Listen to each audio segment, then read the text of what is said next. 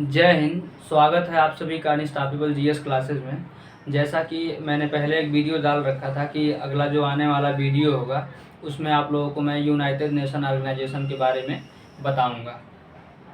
तो अब हम लोग समझते हैं यूनाइटेड नेशन ऑर्गेनाइजेशन के बारे में कि इस संस्था का स्थापना किस लिए किया गया। तो जब 1945 में द्वितीय विश्व युद्ध समाप्त हुआ तो भविष्य में कोई दूसरा इतना बड़ा युद्ध न हो, उसको रोकने के लिए यूनाइटेड नेशन ऑर्गेनाइजेशन यूएनओ की स्थापना 24 अक्टूबर 1945 में किया गया था। अमेरिका के राष्ट्रपति रूसवेल्ट उस टाइम थे, उन्हीं की देखरेख में यूएनओ की स्थापना 50 देशों की सहमति से किया गया। अब यूएनओ को समझने से पहले हम लोगों को समझना पड़ेगा कि लीग ऑफ नेशन क्या होता है। और लीग ऑफ नेशन जो था, यहाँ पे हम लिख रहे हैं लीग ऑफ नेशन।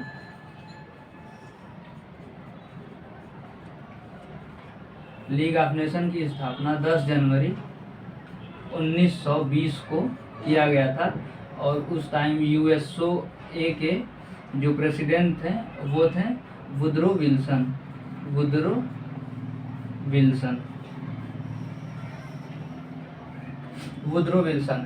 तो लीग ऑफ नेशन जब प्रथम विश्व युद्ध समाप्त हुआ जर्मनी के आत्मसमर्पण करने पे, तो लीग ऑफ नेशन की स्थापना वुडरो विल्सन के मन में एक विचार आया कि भविष्य में कोई इतनी बड़ी युद्ध न हो, उसको रोकने के लिए उन्होंने लीग ऑफ नेशन की स्थापना किया। परंतु लीग ऑफ नेशन का एक कंडीशन ये था कि उसमें वही देश उसका मेंबर हो सकता है जो अपने देश के संसद में ये 1/3 मतलब जो बहुमत होता है उससे पारित कराए अपने संसद में, तब जाके वो लीग ऑफ नेशन का सदस्य बन सकता था। तो जो वुडरो विल्सन थे वो अमेरिका के राष्ट्रपति थे और अमेरिका में उन्होंने जब अमेरिका के संसद में इस प्रस्ताव को रखा कि हम लीग ऑफ नेशन का सदस्य बनना चाहते हैं, तो उनका जो प्रस्ताव था वो पारित नहीं हो पाया, जिस वजह से अमेरिका लीग ऑफ नेशन का सदस्य नहीं बन पाया। लेकिन लीग ऑफ नेशन की जो स्थापना का पूरा श्रेय है वो वुडरो विल्सन को ही जाता है। और ये संस्था का उद्देश्य ये था कि ये भविष्य में युद्ध न होने दे, परंतु ये संस्था अच्छे ढंग से काम न कर पाई और अपने उद्देश्य के प्रति ये अटूट नहीं रह पाई। 1939 में जर्मनी का जो तानाशाह हिटलर था वो लगातार कई देशों पे, जापान पे, फ्रांस पे, रूस पे युद्ध करना शुरू कर दिया और ये संस्था देखती रह गई, कुछ नहीं कर पाई। एक तरीके से मान के चलिए कि उस टाइम जो प्रथम विश्व युद्ध में जो जीते हुए देश थे उनके पक्ष में रह के ये संस्था काम कर रही थी और कुछ बोल नहीं पा रही थी उनको। तो 1939 में जर्मनी जब आक्रमण शुरू कर दिया तो उसी टाइम द्वितीय विश्व युद्ध स्टार्ट हो गया और ये संस्था वहीं से काम करना बंद कर दिया।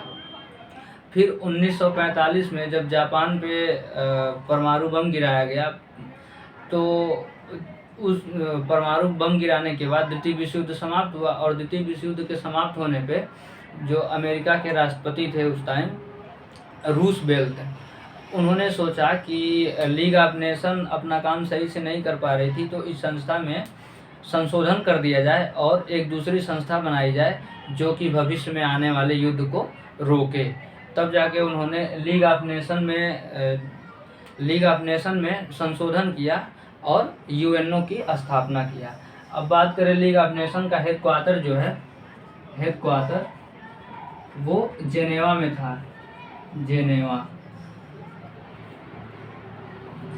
1945 में इस संस्था में सुधार कर दिया गया और सुधार करके इसका नाम दे दिया गया यूएनओ, यूनाइटेड नेशन ऑर्गेनाइजेशन। इसकी स्थापना 24 अक्टूबर 1945 में रूसवेल्ट के द्वारा किया गया था और इसका जो हेडक्वार्टर है वो न्यूयॉर्क में, यहीं पे हम लिख दे रहे हैं छोटा सा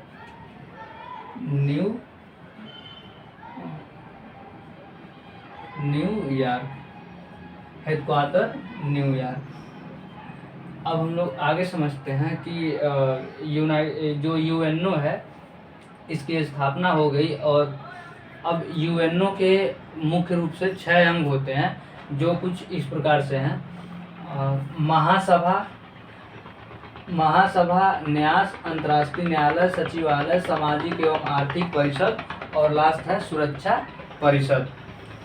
तो सबसे पहले हम लोग बात करें कि महासभा क्या होता है।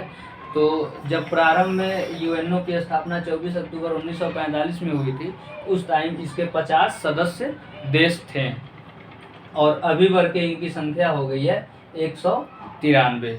तो जब यूएनओ की स्थापना हुआ था उस टाइम से ही हम लोग मतलब भारत जुड़ा हुआ है यूएनओ के साथ। अब जो इसकी महासभा होती है इसमें टोटल 193 देश अभी यूएनओ के मेंबर हैं। तो 193 देशों के जो प्रतिनिधित्व होते हैं, रक्षा प्रतिनिधित्व, जैसे मान लीजिए भारत के प्रधानमंत्री ये भारत के रक्षा प्रतिनिधित्व हैं और विदेशों में भारत का जो नेतृत्व करेंगे तो ये प्रधानमंत्री ही करेंगे। उसी प्रकार से सभी जो 193 देश हैं उनके रक्षा प्रतिनिधित्व जो हैं वो महासभा में बैठते हैं। इनकी बैठक 1 साल में एक बार होती है सितंबर महीने में, और जब बैठक होगी इनकी तो वहाँ पे एक अध्यक्ष होगा। तो इनके अध्यक्ष का चुनाव होता है और वो अध्यक्ष जो होते हैं वो 1 साल के लिए उनका चुनाव किया जाता है। महासभा को विश्व का एक लघु संसद के नाम से भी जाना जाता है और अभी तक महासभा की केवल एक महिला अध्यक्ष हुई हैं जिनका नाम है विजय लक्ष्मी पंडित, और ये भारत की अध्यक्ष हुई, भारत के तरफ से महिला अध्यक्ष हुई थी, पहली महिला अध्यक्ष, और अभी तक केवल एक ही महिला अध्यक्ष हुई हैं महासभा में जो कि भारत से थी। दूसरी बात करते हैं हम लोग न्यास की। तो न्यास एक तरीके का ट्रस्ट होता है जहाँ पे जिसमें जो 193 देश हैं यूएनओ के सदस्य देश, ये सारे के सारे देश यूएनओ के लिए दवाइयाँ हो गई, खाद्यान्न हो गया, पैसा हो गया, शांति सैनिक हो गई, सुरक्षा के लिए सैनिक हो गया, इन सब चीज़ों को प्रोवाइड कराती हैं, वो ट्रस्ट में जाता है, न्यास में।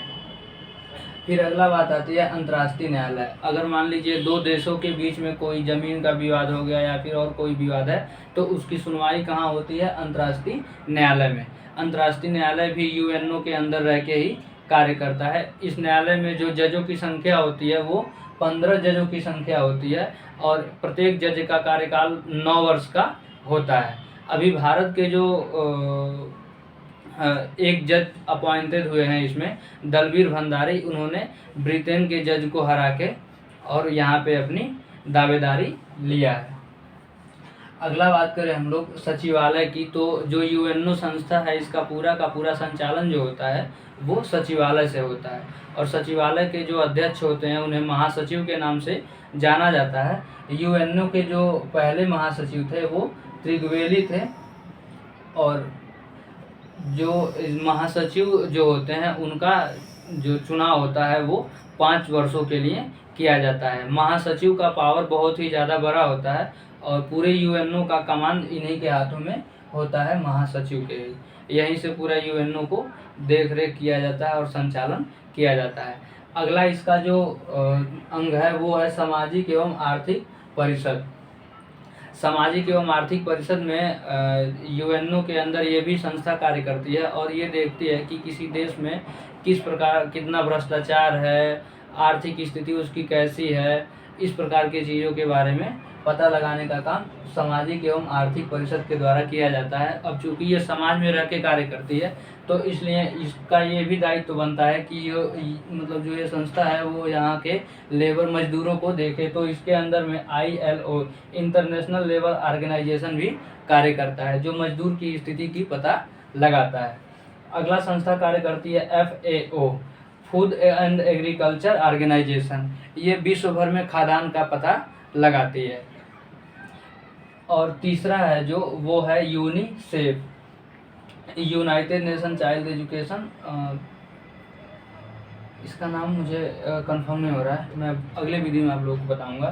तो यूनिसेफ जो संस्था है ये बच्चों से संबंधित जो होती है उन सब चीज़ों पे जांच करती है। और यूनेस्को जो है वो धरोहरों से संबंधित और शिक्षा से संबंधित, यूनेस्को एक एजुकेशन का संस्था है जो कि काम करता है सामाजिक और आर्थिक परिषद के अंतर्गत रह के ही कार्य करता है। अगला जो है वो इसका अंग है सुरक्षा परिषद। सबसे मुख्य बात जो होती है वो सुरक्षा परिषद की ही होती है। अब हम लोग समझते हैं सुरक्षा परिषद में 15 देश होते हैं, जिसमें से 5 अस्थायी देश होते हैं और 10 अस्थायी देश होते हैं। जो 5 अस्थायी देश होते हैं उन देशों को वीटो प्राप्त देश कहा जाता है, और इन देशों को वीटो शक्ति प्राप्त है, और वीटो शक्ति जिन देशों को प्राप्त है वो इसके परमानेंट मेंबर होते हैं सुरक्षा परिषद के। अब 5 देशों को वीटो शक्ति प्राप्त है, उनका नाम हम लोग देख लेते हैं। USA, ब्रिटेन, फ्रांस, रसिया और चाइना। इसको अगर हम लोग मैप से याद करेंगे तो बहुत आसानी से याद हो जाएगा। हम आप लोगों को मैप दिखाने की कोशिश करते हैं। मेरे पास एक छोटा सा ही मैप है, तो आप लोग उसमें ज़रा समझिएगा। वो भी मैं ला रहा हूँ। जैसे देखिए यहाँ पे मैप में जिन देशों को वीटो शक्ति प्राप्त है वो हैं अमेरिका, ब्रिटेन यहाँ पे है, फिर उसके बाद फ्रांस, अमेरिका, ब्रिटेन, फ्रांस, रूस और ये चाइना। अब मैप से अगर आप लोग याद करेंगे तो बहुत आसानी से याद हो जाएगा। एक यहाँ से, 2 यहाँ से ब्रिटेन और फ्रांस, और 2 यहाँ से रूस और चाइना। अमेरिका, ब्रिटेन, फ्रांस, रूस और चाइना, ये जो 5 देश हैं इनको वीटो शक्ति प्राप्त है। ये सुरक्षा परिषद के अस्थायी देश कहलाते हैं, अस्थायी सदस्य देश कहलाते हैं। और बाकी के जो 10 देश होते हैं इनका चुनाव 2 वर्षों के लिए किया जाता है। 10 देश होते हैं ये 2 वर्ष के लिए चुने जाते हैं, 2 ईयर के लिए चुने जाते हैं। और इनका चुनाव किस प्रकार से होता है कि 4 देश जो होते हैं वो एशिया महाद्वीप से, एशिया से 4 देश, 3 देश अफ्रीका से, 2 देश लैटिन अमेरिका से। लैटिन अमेरिका मतलब जो दक्षिणी अमेरिका है, दक्षिणी अमेरिका महाद्वीप जो है उसमें से 2 देश चुने जाते हैं, और एक देश जो होता है वो पूर्वी यूरोपीय देशों से चुना जाता है। पूर्वी यूरोपीय देश, यूरोपीय देश, इनका जो चुनाव होता है ये 2 साल के लिए इसमें चुने जाते हैं, और अल्फ़ाबेट के अनुसार इन देशों का चुनाव किया जाता है।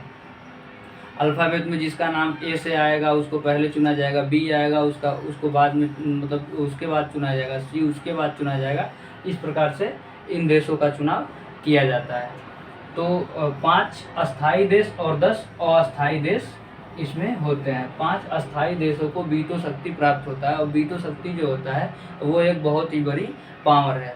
पावर इस प्रकार से ये वीटो शक्ति है कि मान लीजिए कि जो यूएनओ के पूरा जो 193 देश हैं ये किसी प्रस्ताव को लाना चाहते हैं, तो अगर इसमें से 192 देश सहमत हैं उस प्रस्ताव से, और ये जो वीटो प्राप्त देश हैं इसमें से कोई भी एक देश सहमत नहीं है, तो 192 देशों की वैल्यू 0 के बराबर हो जाएगी। क्योंकि इसमें से कोई भी एक देश उस प्रस्ताव पे अगर कह देगा कि हमें ये प्रस्ताव पसंद नहीं है और हम इस पे वीटो करते हैं, तो उस प्रस्ताव को यूएनओ में रद्द कर दिया जाएगा।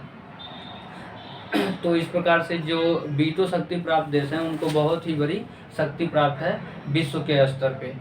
तो और इसके बारे में अब अगला जो वीडियो हम लेके आएंगे उसमें हम आपको बताएंगे यूनिसेफ, यूनेस्को और भारत को किस वजह से यूएनओ में वीटो पावर नहीं मिल पा रहा है, इसके बारे में चर्चा हम लोग अगले वीडियो में करेंगे। तो अगर आप लोगों को वीडियो मेरा पसंद आया हो तो चैनल को लाइक, शेयर और सब्सक्राइब जरूर कीजिएगा, और चैनल पे मेरे बने रहिएगा। अब मिलेंगे अगले वीडियो में, तब तक के लिए जय हिंद।